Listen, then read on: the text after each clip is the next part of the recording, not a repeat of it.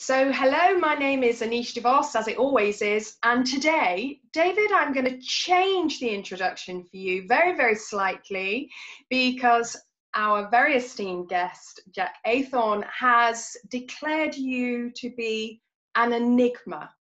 So today we have the enigma, that is David Buckler. Absolutely, a little clap there. What do you do with that? I don't know. You can wrap it around you like a scarf. Okay, thank you. And we also. I've been called many things, but that's a first for enigma. Well, do you know what? I'm liking it more than ponderful, actually, even if we made the word up. Yeah. I think we'll stick with that for the next few shows, if anybody doesn't mind, you included, David.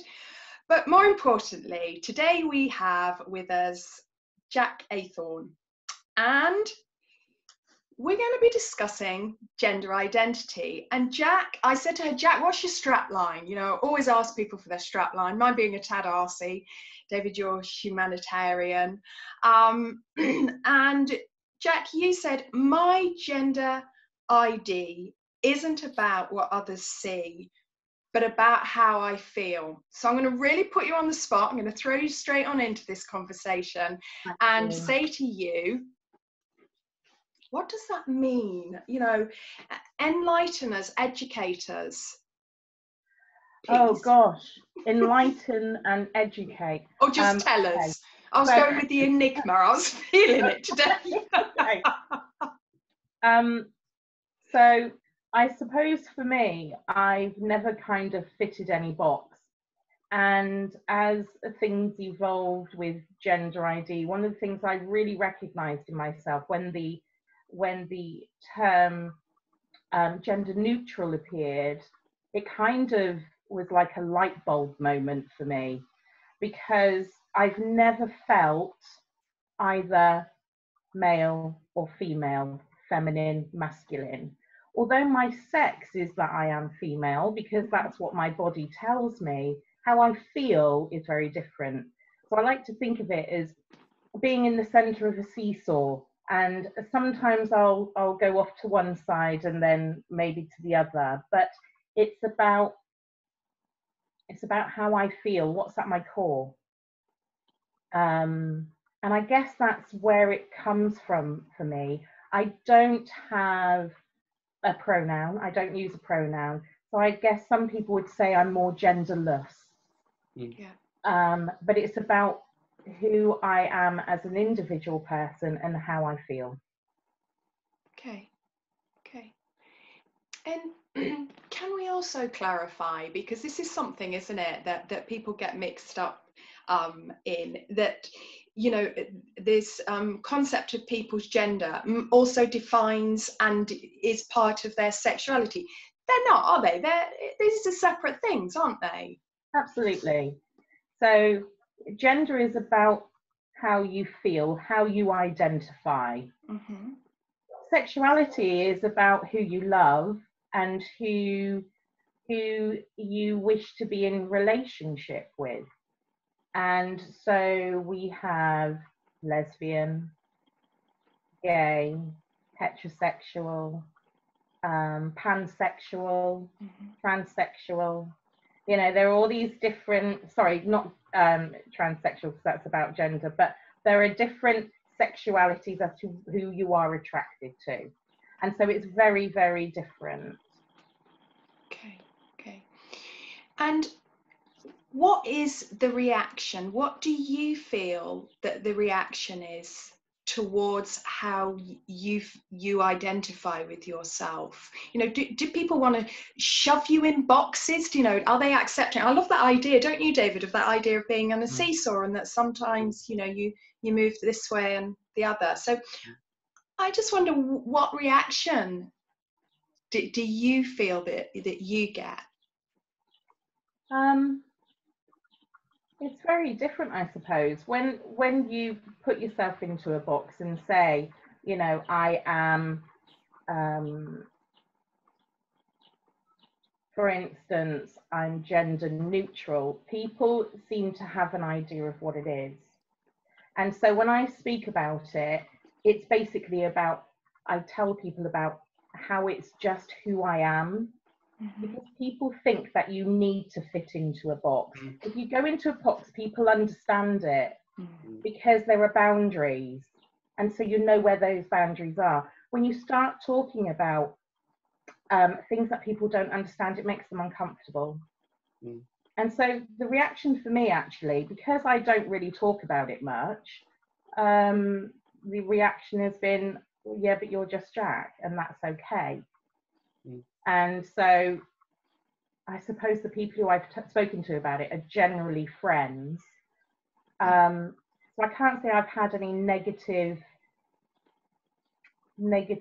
comments or feedback, but people are so afraid of getting it wrong when conversation is all that's needed. That people are afraid of getting it wrong, that really resonates with me in terms of that. Then, as you say, that you get those uncomfortable conversations, don't you, or those uncomfortable silences. But you're saying, am I hearing that you're saying that in actual fact do talk about it in some ways, because that's the only way that understanding comes through? Yeah, and I think being able to ask the question empowers you with knowledge. But it's also really important not to assume that everybody who uses a title is the same. Yeah. So each person is going to be individual in their perspective. And so I think there needs to be more conversation around it, and hopefully it'll break down the barrier of fear. Because nobody wants to offend somebody else. Most of the time we don't want to offend, we don't want to get it wrong. But by asking, there's damage limitation there. So it's definitely good to have an open forum to discuss, or to ask somebody how they like to be known, how they identify, what pronoun do they use, and it does make it for easier acceptance in society if it's talked about more. David, I was going to jump in again, but you're not freezing tonight, so I'm going to take full advantage. Did you have anything that you wanted to ask Jaq? Did you have anything to add in there? I wanted to comment, and this comes up a lot sort of outside of the discussion we're having now, is that we do tend to put things into boxes. And this is a broad brush thing, and I'll bring it back to me in a minute. We do like to identify A, B, C, D, E, because it's comfortable. And I had this conversation quite recently. He said, well, within that box, there are other conversations going on, because that box is not big enough to accommodate any given opinion, personality, whatever. So within that box itself, there are we seeing, are we acknowledging that that box is buzzing? Everybody's talking about how they're different too, and it doesn't matter how many boxes you have. The contents of that box are all going to be individual. Yeah, beautifully put. Beautifully put. And in terms, Jaq, I really like that. I like the fact that each box is individual. Yeah, I do. You know me, I want to be kicking those walls down of those boxes, but I like it. Don't you be laughing at me, David. I mean, taking that a stage further, if there was enough recognition of that, then perhaps things would be better for all of us. And I think the thing is that sometimes we don't need to understand, because we can't understand everything. It's not necessarily about going, I understand you. It's going, okay, I hear you, and that's exactly it. I accept you as you are, and that's the problem with boxes. If it was a lot more free flowing, You know, in life, we ebb and flow as human beings. Yeah. Yeah. And I think that, you know, when we talk about gender or sexuality, it's the same thing. You know, we can change as we move through life, Mm-hmm. through experiences and who we meet. And I think sometimes it's just about going, okay, at the core, you're just a human being, the same as I am. Mm-hmm. And what we label you isn't relevant to who you are as a human being. But I acknowledge you, and I hear you, and I accept you. Beautifully put, very much so. Do you think, because obviously times have changed and, you know, we're in a similar age group, don't talk about it, but I think David's a little older. I don't think so, but it is the sad truth. Yeah. It is the sad truth, but you're ponderfully an enigma. You're an enigma who is ponderful. But enough of David, because he's, you know, obviously he's got a connection. He's in it more. So I'm not used to it. So, do you think that as times have changed, can you reflect back to how you felt as a youngster, to what you see? And I get you don't know unless you stand in somebody else's shoes, but do you think that now clearly it's a different time, but in what way? Is it more supportive or is it more intrusive? That's a really good question. That's what I do.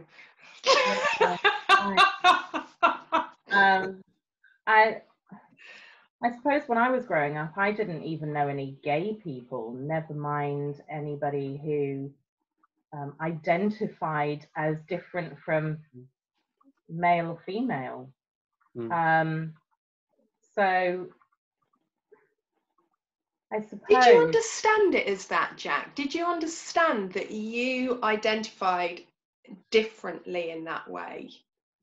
No, I didn't. I didn't even know my sexuality then. It was, I just knew that I didn't quite fit. Okay. And I think over the years, more conversations have gone on and there's been more people exploring avenues. And, you know, we talk about human rights, and human rights is, you know, developing more and more. And I think that's probably where we've learnt to have conversations about it. Okay. But I can honestly say, when I was growing up, I wouldn't have even considered a different gender or genderless than man, woman. Yeah. Yeah.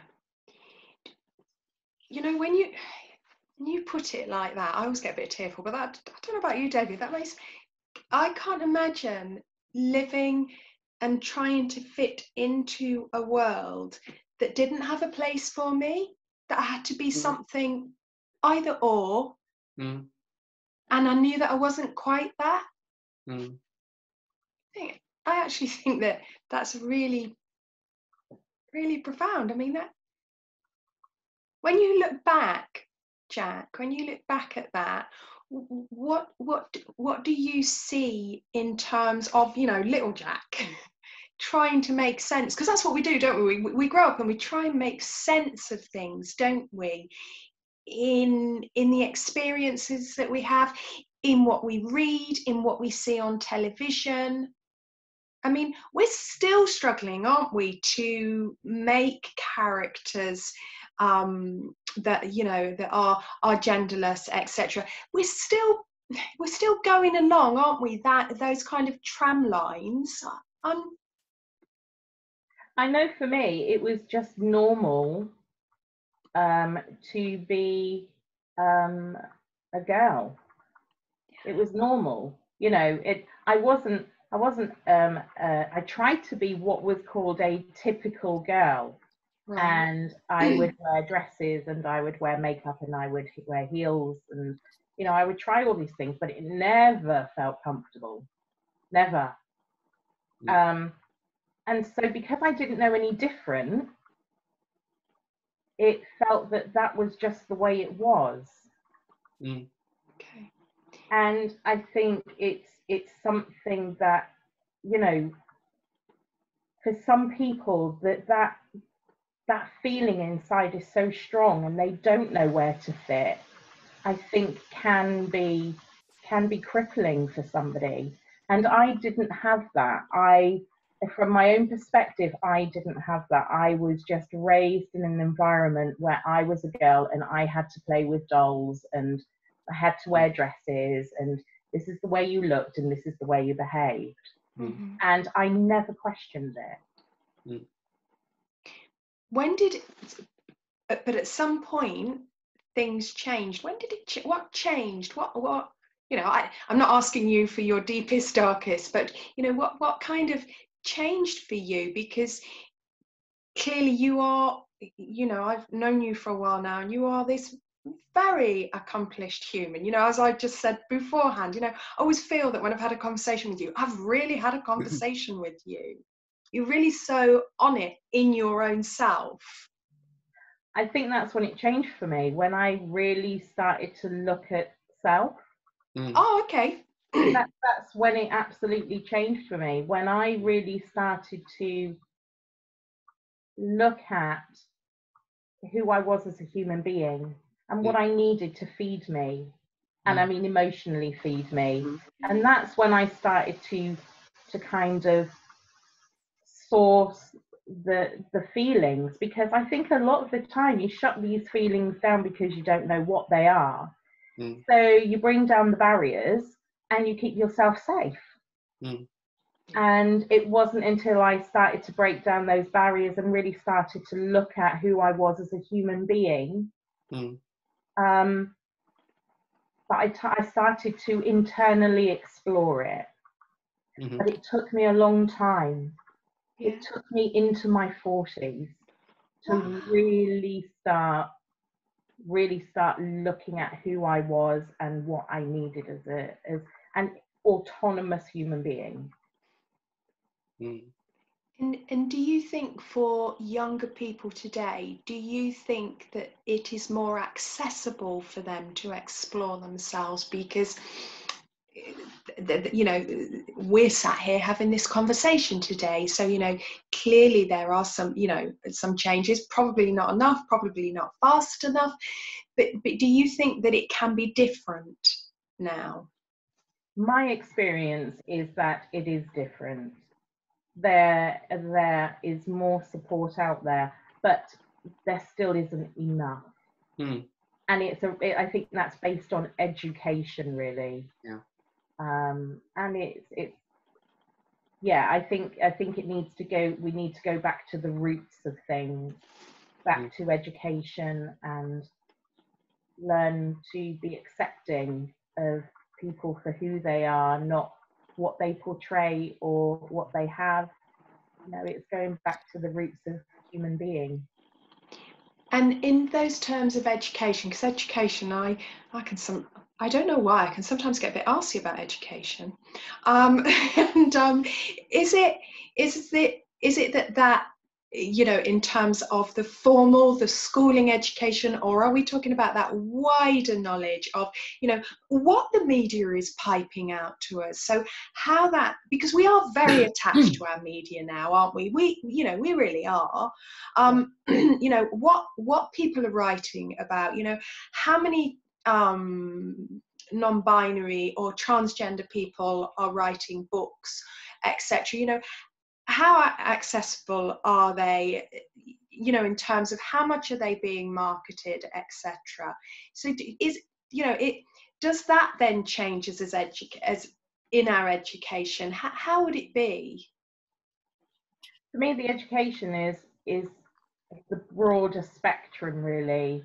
Social media has an incredible platform for sharing positivity, but it, you know, it also swings in roundabouts, doesn't it? It also has the opposite. And I think that one thing I'm learning is that young people me so much about what they know and what they feel. And I think as older people, we don't listen to our youth enough. I think it's the youth that can teach us. And I think that's where the education comes from. Talk to our youth, talk to the people who are experiencing these things, and talk about what they feel and how they perceive the world, and what experiences they have. They're our future. They're the ones who can mold it. And maybe, I know I've got a daughter, she's 25, and I know when I hear her and her friends speaking, they don't necessarily debate it or discuss it in that way. It's just, and it just is, so and so is so and so type thing. I wonder, and so I sometimes wonder about us and our age group. And David, I'm going to bring you in on that, okay? Mm-hmm. I'm going to bring you in. I just wonder if there is, because we come from an age group where, I grew up and my father's bisexual, and I certainly wasn't allowed to mention that when I was little. I mean, gee, that's illegal. We're not talking about that. So I wonder if our age group, if we discuss it more, because we never could, because we weren't allowed to talk about that sort of thing. So this present day age group, the teens and the early 20s, it's not that they don't discuss it, but it's a different way in, because for them, they can discuss it. There actually isn't laws saying they're not allowed to, if you know what I mean. It's always that shame thing, isn't it? That shame thing comes poking in, doesn't it? Like, don't talk about that about your dad. Don't say that about your dad. Just like, oh, sorry, I wouldn't realise I wasn't meant to. So I wonder if society, and as you say, that education, Jaq, has changed the conversation and how accessible that conversation is. What do you think? You're looking pensive, David. Yeah, there's lots of things going on, believe it or not, up there.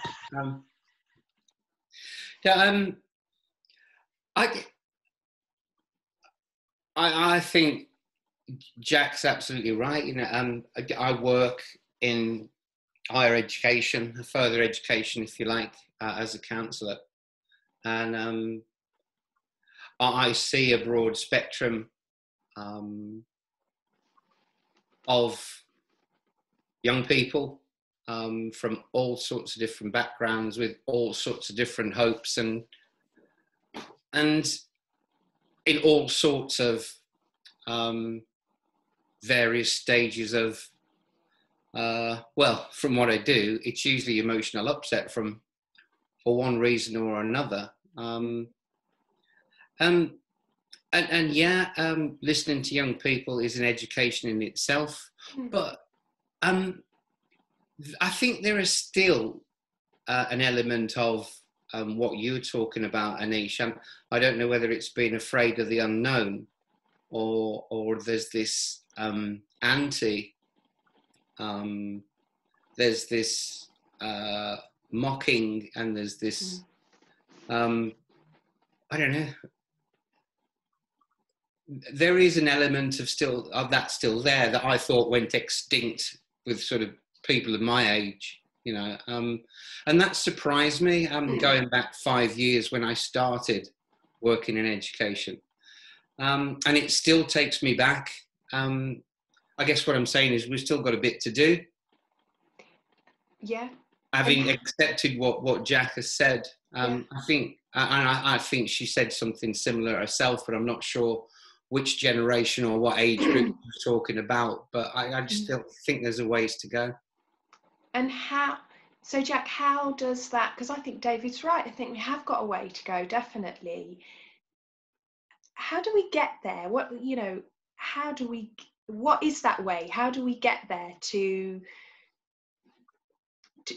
you're right, to come away from, where this almost, where somebody will say, oh, that's so and so, and yeah It's almost under the breath, isn't it? It's like Yes. you expect it from someone much older, but it, you know, I hope, well, thankfully it doesn't go on as much. Yeah. But, and, you know, will we ever get to a place where everyone accepts everybody else? There's a utopia for you. That really is a lovely utopia, though. I quite like the sound of it. Yeah, me too. What do you think, Jaq? What, you know, in terms of how do we move forward to more accepting, you know, to keep that conversation going? Well, you know, you've got to be able to have an open mind and an open heart. And if you're closed in that way, then how do you break in to change that mindset? I think it's such a big thing at the moment, and one thing I always feel is that, you know, what we forget to teach each other is about humanity, is about kindness, is about acceptance. Yeah. And I think we live in a society where we're chasing the next ace, and we want to be the best at this. And what about Joe Bloggs there? Why's he got that and I've not got this? It's a competition. And I think if we start to learn to be communities again, to look at our neighbour, to accept our neighbour, and just work on your own community, you will find there is masses of diversity within one community, and then that can be spread. The worldwide problem, I mean, who knows where to start? I do know that many people who do not identify as male or female, or because of their sexuality, their mental health can be incredibly impacted. Bullying is incredible. You know, it's the stuff that we shouldn't have to be living with in this day and age. And, you know, we all hope for different for the future. But to tackle it as a whole, as a nation, I think it's small steps in the sand. I think it is about coming together in smaller communities, which then connects to the wider communities. So maybe look at your own doorstep and see who you have around you, and look at the differences. Yeah. And observe them and acknowledge them and accept them. Yeah, I think there's a lot there you've said, Jaq, that I wholeheartedly agree with, but also this small community and growing organically is something that comes up on here a couple of 3 times, to be honest. Yeah. And it's often wanting to know where to start to change things. And yeah, it's quite common in conversations we had in this forum that if we can get a community going, it doesn't matter how many, and we connect the communities, and it grows organically. It seems, there must be something in it, because it's said so often. And again, when you want to try and change something, it looks so huge, doesn't it? It looks, the establishment looks so enormous when it's just you. Yeah. Absolutely. Yeah. And maybe people who want to know more, go to a Pride event. Yeah. Go to a Pride event. Yeah. There are people there who will talk to you. Yeah. Go and have a good time. Yeah, absolutely. And what you'll find is that everybody's just a human being, just doing their best to get through each day. Yeah.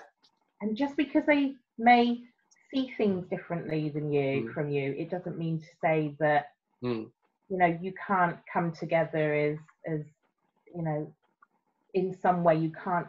It doesn't mean to say you can't connect, because you can. But, you know, Jaq, you say you got to a place in your 40s or round about 40 where you started looking at what was going on for yourself. Yeah. And how you could see the rest of things panning out for you. And I guess that's a process that has been long and hard. But, you know, Jaq, I can't help having this sort of feeling of peace around you, that though you've really got where you're so comfortable, and I can't put it another way, in your own self, that it really comes across, and I really feel it. So I guess what I want to say is you must have really, really gone into the depths of your own soul to discover what's right and wrong for you. Oh yeah. It's a bit of a dark chasm in there. Yeah, well, yeah, that's something I can relate to. Yeah. And yeah, you know, but what's amazing is that if you start to look at yourself, you really start to be able to accept so much more. Absolutely. Yeah, because I think that once you go with your own foibles, don't you? You have this acceptance that, like you say, when you look out on your doorstep, do you know what? Gee, if I had, you know, was thinking that and was going through that in my head about whatever subject it was, and if I know that darkness in me, and I'm going to bring compassion in. I always do, and I'm going to learn to be compassionate about myself. Then you are more likely, aren't you, to spread that out, to create that kind of compassionate connection that you need. And I love that kind of that small community idea.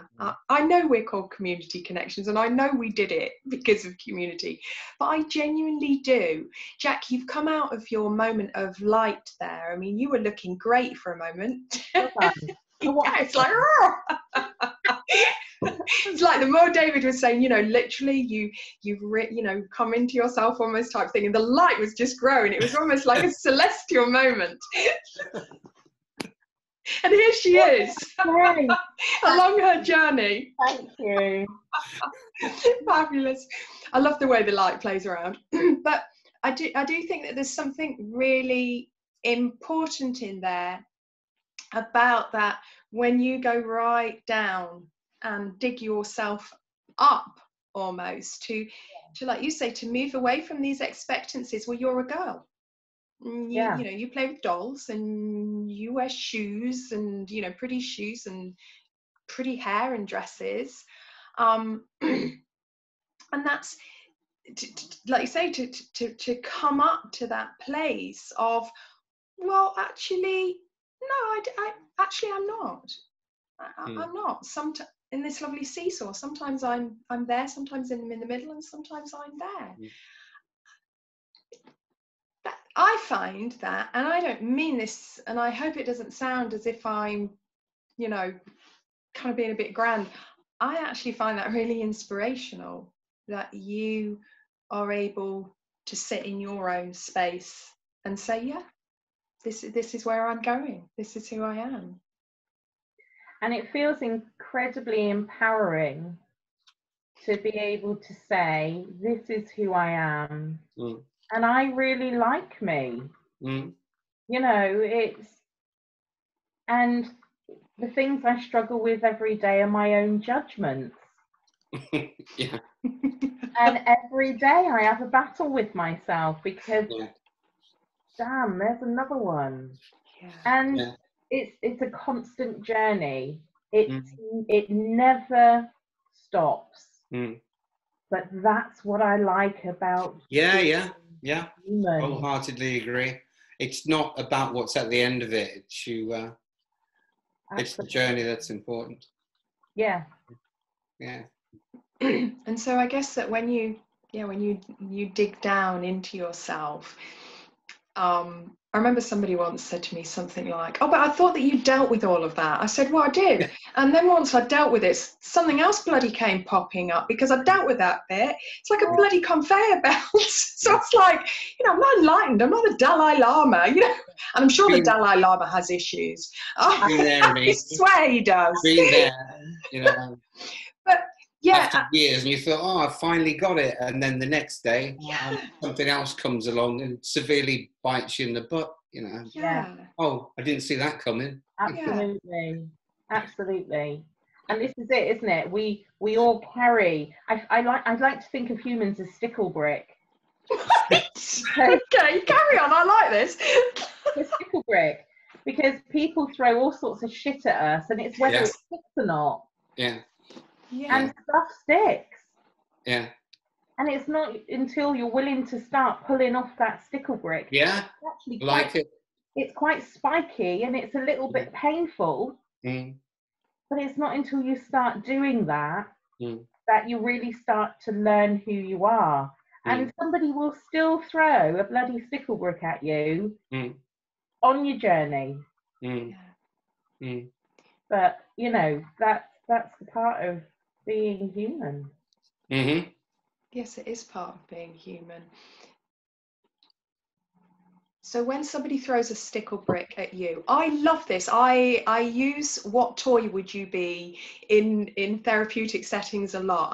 So I love the fact that you've brought this in. It's one of my favourite questions to ask. Like, what? They look at me like, what are you on about, Aneesh? I'm just like, well, I'm a weeble, I wobble, but I don't fall down. But you're a stickle brick, and I love that. So when somebody throws shit at you and it sticks. Yeah. Do you think, because you have journeyed so much into yourself, do you think that your resilience is different into how long, and I'm not talking in time, but in how long in terms of how you extricate yourself from that? Do you think that because of that self-knowledge, which we've all agreed, you think you got it and then the next day something else comes up, but do you think that resilience that you've created in being Jaq, do you think that supports you more? I think so. What I find supports me the most is the fact that I will talk about it. I will talk about it to anybody, and anybody can ask me anything. And I will do my best to answer as honestly as I can at that moment. And that for me has been my, I suppose, my comfort blanket. My comfort is by opening the blanket and going, there I am. Throw at me what you want. It'll stick and it'll hurt for a bit. But then I can remove it and say, well, what do you want to know? And for me, that's powerful for me. Yeah. Very. Yeah. And when you do that, I knew, Jaq, that you'd be a super person to ask to come talk with us. You've got such lovely expression. When you open that blanket, when you get over that pain of, oh, gee, that was a hard one, and yet you are still prepared to say, come on, ask me. You're still prepared to stay in that conversation. What happens in those I mean, I'm just bowled over that you're still prepared to stay in the conversation. You don't just wrap the blanket around and just say, sod off. You know, I'm like, whoa, that's amazing. But when that conversation happens, what happens? Does that person, I'm not saying give me examples, but, does that person, do they stay for the conversation? I think it depends. I'm not always willing to stay right there and then and open my blanket. I normally go away and self-soothe for a bit and kind of pat myself on the head and go there. But thereafter, if people want to talk about it, then I'm open to it.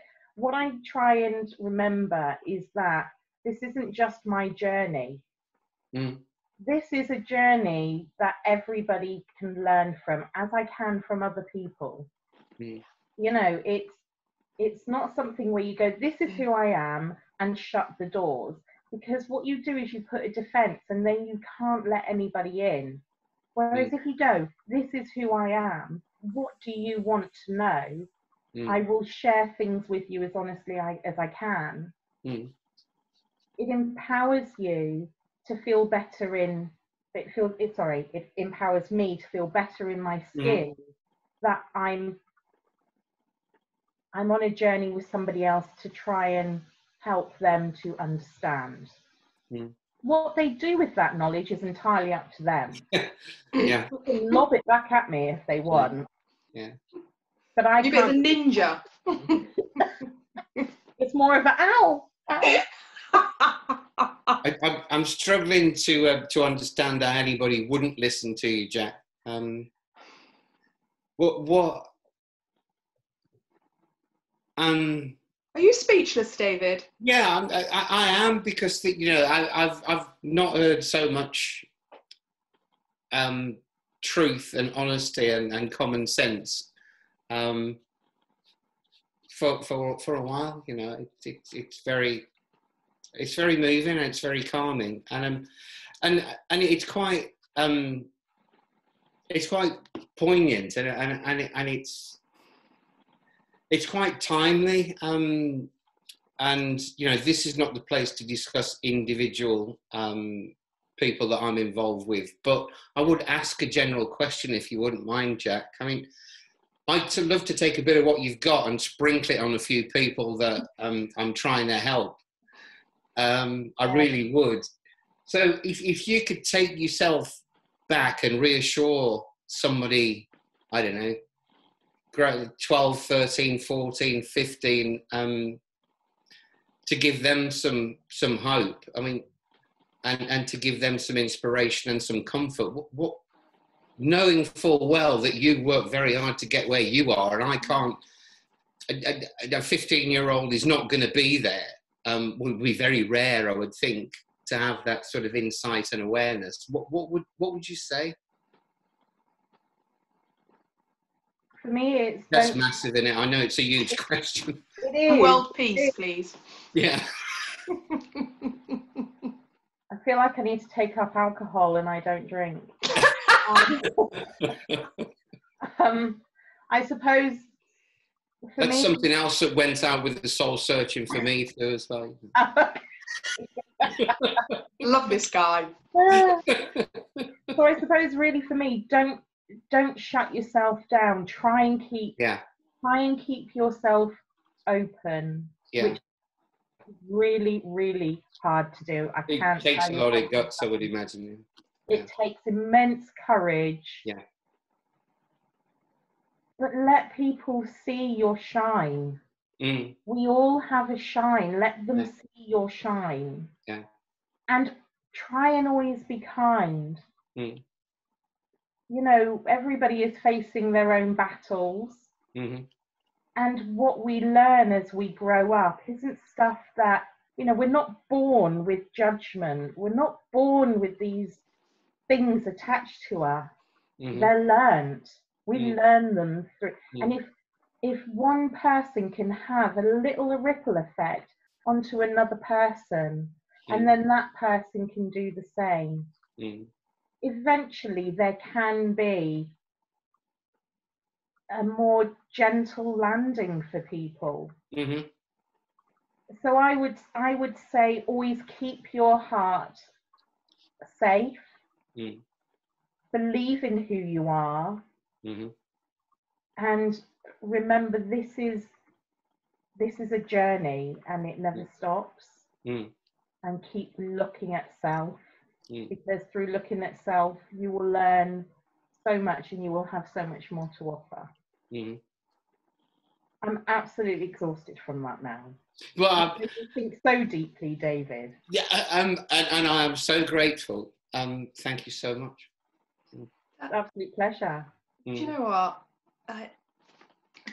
It's the gentle landings. I love them. So with that gentle landing, I'm thinking of our audience and whether they need to go and get a cup of tea. With that gentle landing, Jaq, I want to thank you for sharing you. We didn't discuss a subject, you shared you. And that's all I can do because I only know me.